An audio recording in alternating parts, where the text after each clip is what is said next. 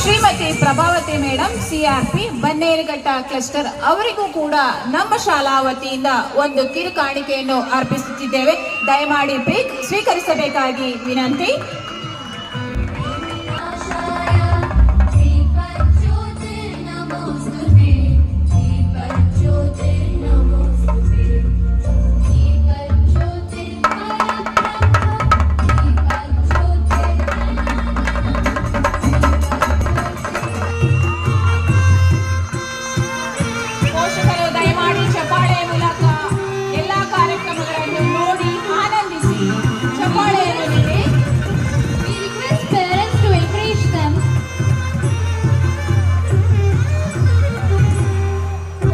ನಾನು ಸ್ಕೂಲು ಎಲ್ಲ ಇಲ್ಲೇ, ಕಾಲೇಜು ಇಲ್ಲೇ ಓದಿರೋದು.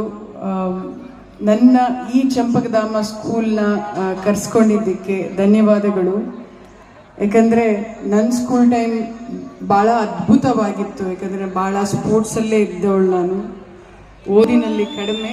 ಎಲ್ಲೋ ಅದು ಎಲ್ಲೋ ಕಿವಿ ತುಂಬೋ ರಾಗ, ಕೇಳೋ ಕ್ಷಣವೆಲ್ಲ ಸರಿ ನೆನಪಿನ ಶುಭಯೋಗ. ಈ ಕಣ್ಗಳ ಗೂಡಿನಲ್ಲಿ ಹೊಸರಾಗದ ಚಿಲಿಪಿಲಿಯೋ, ಈ ಉಸಿರಿನ ಹಾಡಿನಲ್ಲಿ ಅನುರಾಗದ ಕಚಗುಳಿಯೋ. ಎಲ್ರಿಗೂ ನಮಸ್ಕಾರ. ಎಲ್ಲರೂ ಹೇಗಿದ್ದೀರಾ?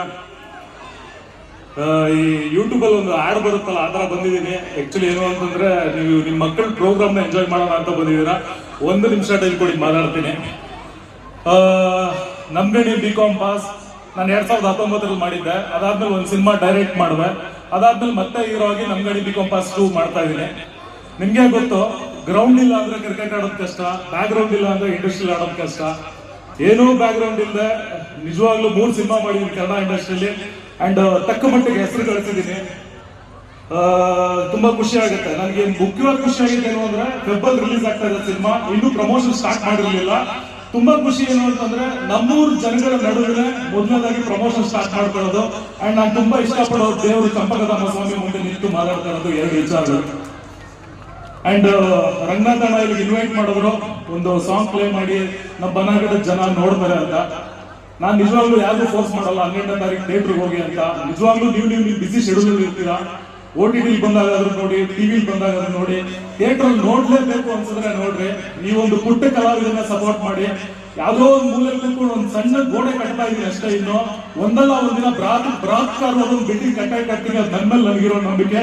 ಸಪೋರ್ಟ್ ಮಾಡಿ. Thank you. Love you.